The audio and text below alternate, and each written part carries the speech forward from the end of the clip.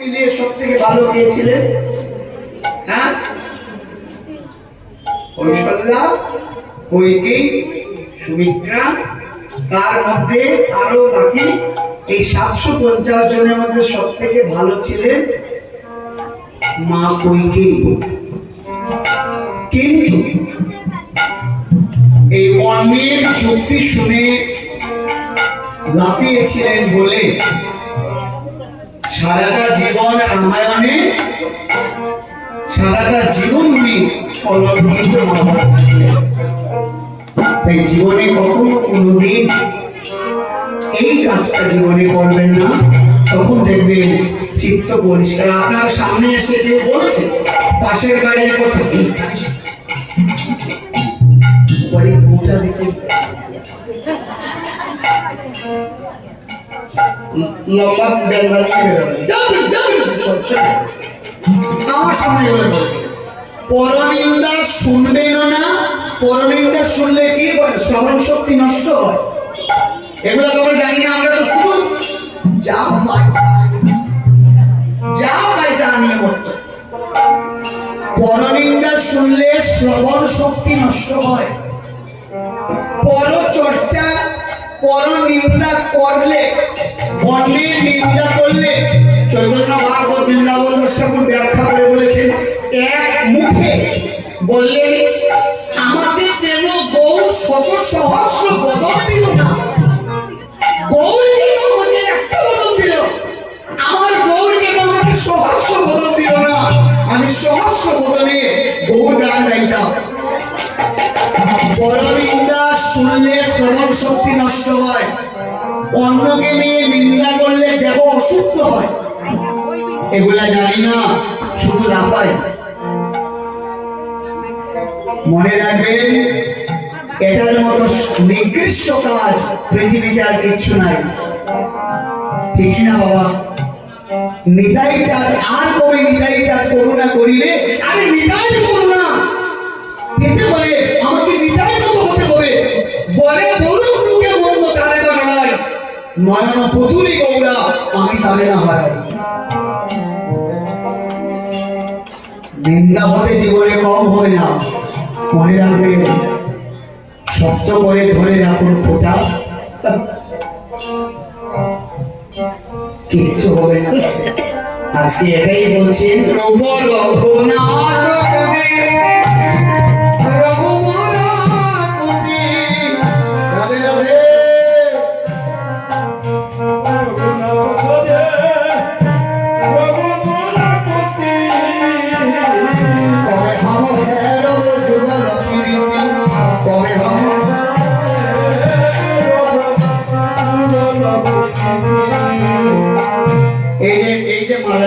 বানিয়ে দিয়েছেন একটা বার ভেবে দেখুন।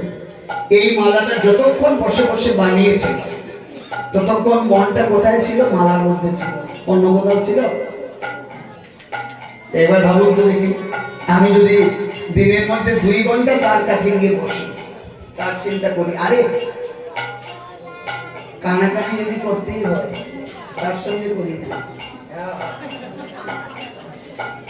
পাশের বাড়ির পাশের এরকম হয়েছে। একদিন এক মহিলা আমাকে বললেন, ও বাবা সবই তো ঠিক আছে, এটা কথা বলবো। বলি কি, আমি সত্যি বলি মিথ্যে বলবো? বলুন বলুন বলুন। এই আপনাদের ত্রিপুরার এই ধর্মনগরের কিন্তু সত্যি বলবো? বলি আমি সত্যি বলবো, এটা বলুন তো মা। আমার পেটও হজম হয় না। বিশ্বাস করুন, মহাপুরুষ যতক্ষণ গিয়ে বলি না কাউকে আমার হজমই হয় না। আমার কি করে একটা কিছু শুনলেই কি অন্যভাবে বলতে পারে।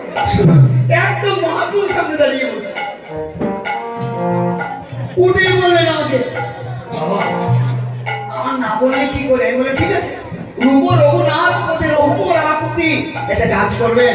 ঠাকুর ঘরে গিয়ে দরজা বন্ধ করে বলবেন, দরজা লাগিয়ে বলবেন পাশের বাড়ির এই ঘটনাটা হয়েছে, আমি দেওয়ালে গিয়ে কান লাগিয়ে শুনে এসেছি।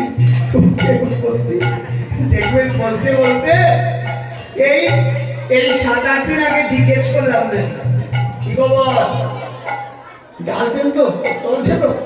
কোথায়? এখন আর আমি কাউকে কিচ্ছু বলি না, সব গিয়ে এখানে ঢালি, বলি এখানেই ঢালবেন, এটাই ঢালার জায়গা। বলি কেন? ফিল্টারের মধ্যে চক লাগানো ফিল্টার হোক, ইলেকট্রিক ফিল্টারের মধ্যে যখন আপনি নদী থেকে জল এনে ঢালবেন, ঘোলা জল, নোংরা জল, দেখবেন একটা রাত্র চলে গেলে এই ঘোলা জলটা পরিষ্কার হয়ে গেছে। আপনি যত খারাপ আছে সব তার কাছে ঢালুন, দেখবেন সব রিফাইন হয়ে প্রেম ভক্তি চন্দ্রিকায় বললেন, গৌর চরণে যা দেবে সবই অমৃত হয়ে হাসতে হাসতে একদিন চলে যাবে। আর রঘুনাথ পদে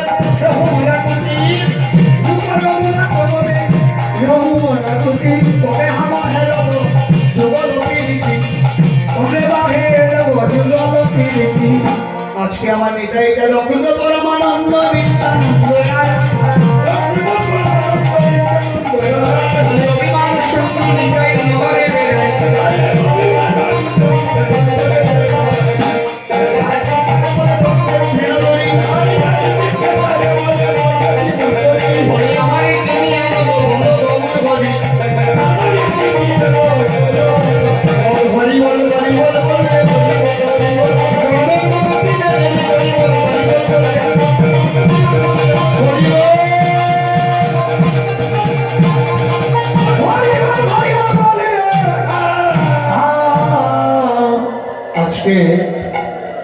নিতাই চাঁদ কাঙ্গালপতি তো জীবে গড়ে গড়ে যাইয়া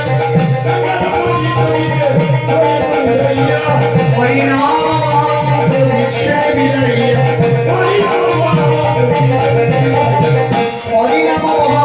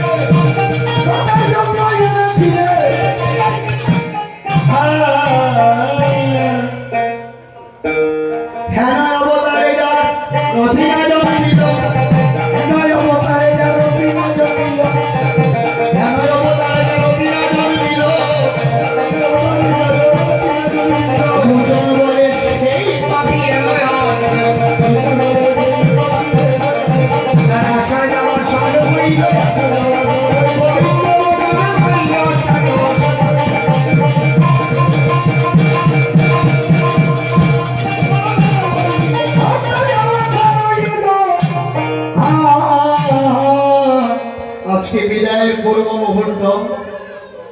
নিতাই চাঁদ ভিক্ষা চাইছেন। কারা কারা ভিক্ষা দেবেন দেখে হাত তুলুন।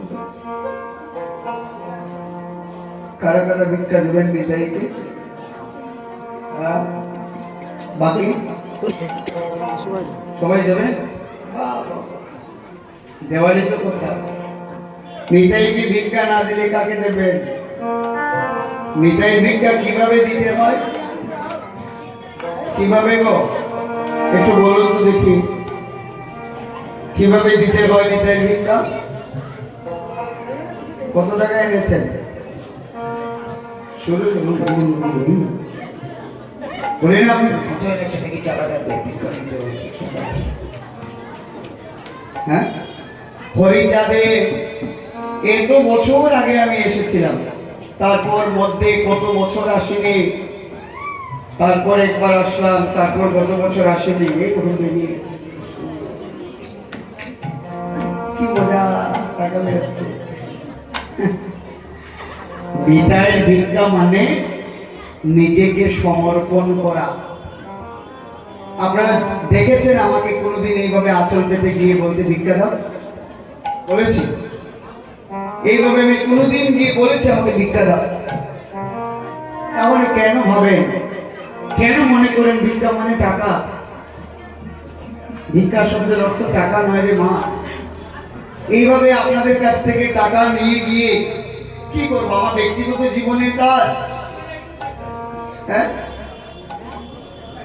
আমার ভগবানের নাম করে নিয়ে অন্যায়। আমার ঠাকুর আমাকে অনেক দিয়েছে, ভগবান কমই রাখেনি, কোনো কিচ্ছু কমই রাখেনি।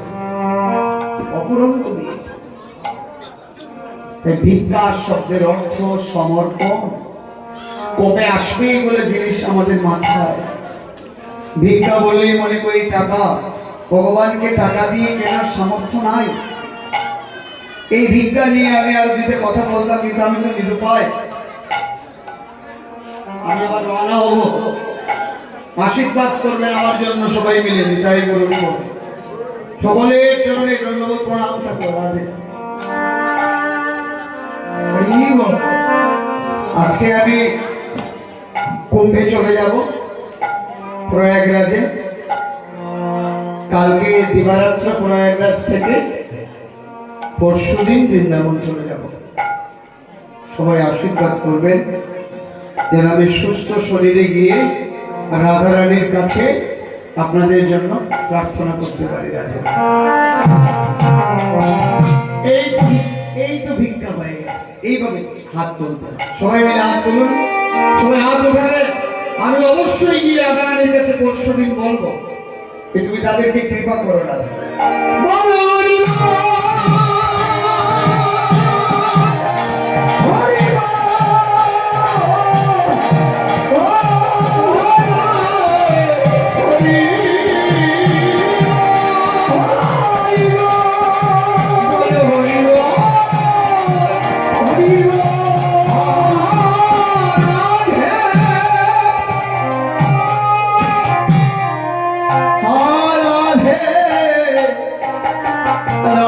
বিনোদিনী গো, তব কৃপা না হলে গৌর কৃপা হবে না, তব কৃপা না হলে কৃষ্ণ কৃপা হবে না। হারসেশ্বরী বিনোদিনী, কৃপা কর প্রেম প্রদায়িনী, বৃষণ রাজনন্দিনী সমসুহাগিনী। দাসী করবে যেন দাসী হয়ে চরণে থাকতে পারে। আসুন সবাই মিলে আমার সঙ্গে হাততালি দেবেন, সবাই মিলে গাইবেন এটাই নিতাই ভিক্ষা। সবাই মিলে আস্তে আস্তে নয়, জুড়ে জুড়ে গো। যে জন গৌরাঙ্গ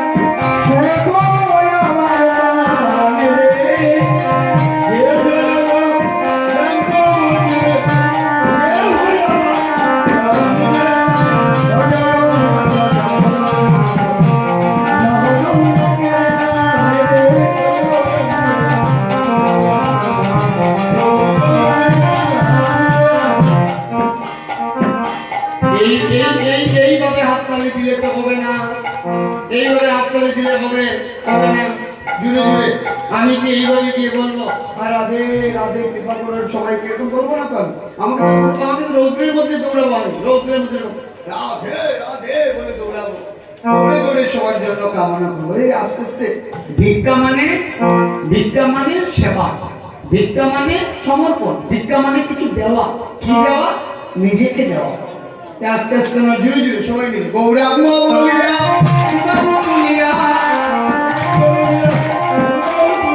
সবাই মিলে হাত তুলে, সবাই মিলে গ্রামে সবাই মিলে উঠা।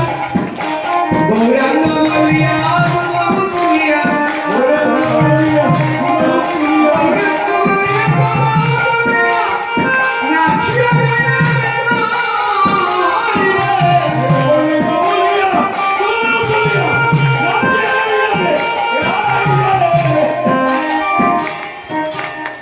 গৌরাঙ্গ বলিয়ে দুবাহু তুলে নাচিয়ে গাইয়া গাইয়া তোমাকে দিয়ে কেন গাওয়াচ্ছে বলো তো এখন?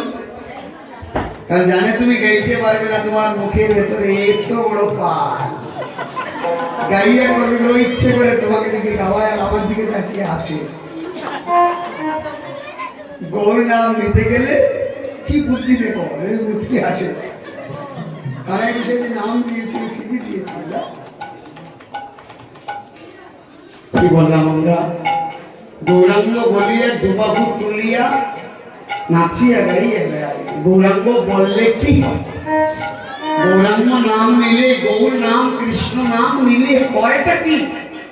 কয়টা কি? অনেকের তো আত্মসম্মানে লাগে, লাগে না? অনেকের আত্মসম্মানে লাগে না? না না না, কেন আমি হাত তালি দেবো? কেন আমি হাত তালি দেবো? না না না, একদমই না। আমি জাতিতে বাঙালি, হরিনাম সংকীর্তন আদি এগুলোতে আমার, আমি তো বাঙালি, আমি আমেরিকান কালচার ফলো করবো, আমি বাঙালি, আমি কি এগুলো করবো? এগুলো তো আমার নয়। লজ্জা শরম আমাদের নাই। আমরা কখনো কখনো একটু নির্লজ্জ হয়ে যাই। বিদেশিরা আমেরিকার মাটিতে 20,000 ছেলেমেয়েরা একসঙ্গে বসে গীতা পাঠ করে, আর আমরা চৈতন্য মহাপ্রভুর ডেফিনেশন বলতে পারি না, মহাপ্রভুর জীবনই জানি না। আমাদের লজ্জা শরম নাই। আর বলবো আমি বাঙালি, গৌরপুর ধামে যাবো, বৃন্দাবন যাবো, আরে সুন্দরী রে, আরে সুন্দর। লাজ লজ্জা থাকা দরকার। গৌরকে চিনি না, কৃষ্ণকে চিনি না। আর বিদেশিরা কড়া রৌদ্রের মধ্যে বৃন্দাবনে রাস্তার মধ্যে পরিক্রমা লাগায়, শুয়ে শুয়ে পরিক্রমা লাগায় রৌদ্রের মধ্যে।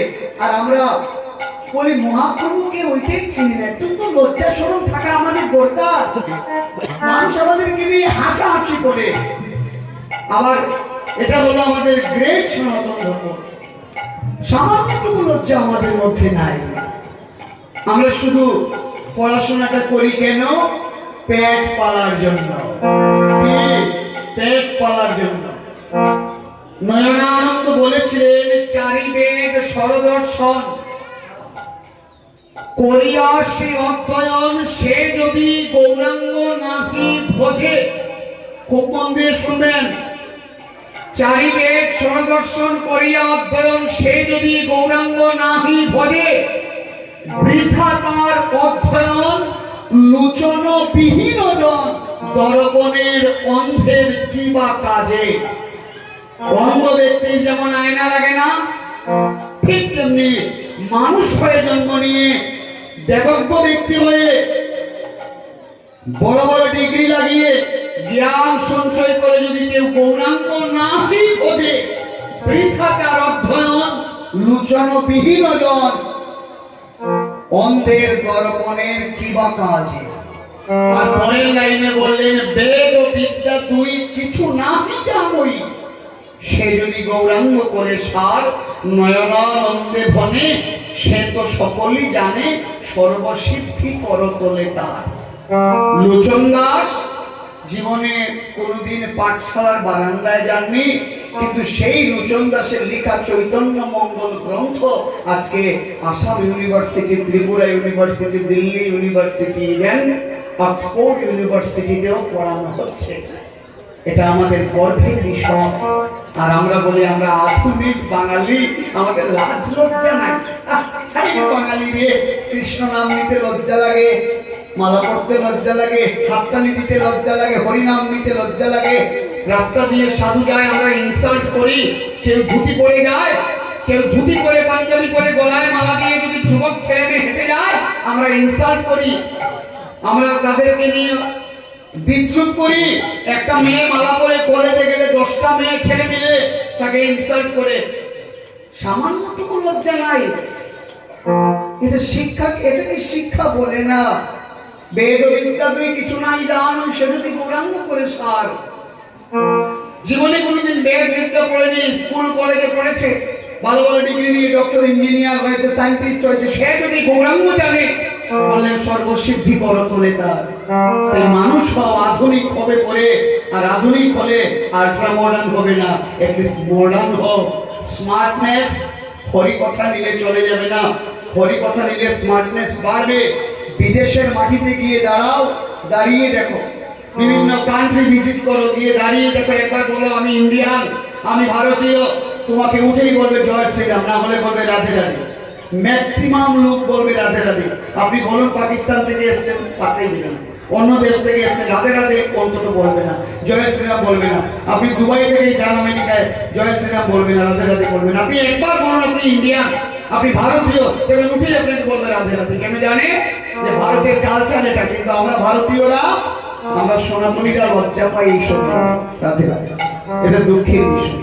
আসুন আজকে এই হরিচাঁদ মন্দিরে রাধা গোবিন্দের মিলন সময় এই অষ্টপ্রহর ব্যাপী কীর্তনের মধ্যে যারা অক্লান্ত পরিশ্রম করেছেন, যারা বলতে এখানে অনেক জনের নাম আছে, 26 জনের নাম আছে এখানে, হয়তো আরো অনেকের নাম ভুলবশত লিখা নাও হতে পারে, কখনো কখনো তো মাথায় আসে না।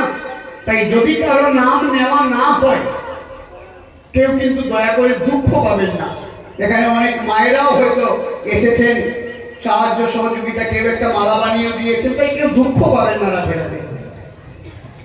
অংশুমোহন মল্লিক সর্বপ্রথমে, দ্বিতীয়ত আছেন সুজিত পাল মানে বলাই পাল, অরুণ রায় মহাশয়, হিল্লোলনাথ, কাজল রায়, গৌরাঙ্গনাথ, পরাগনাথ, রূপন রায়, বিশ্বজিৎ।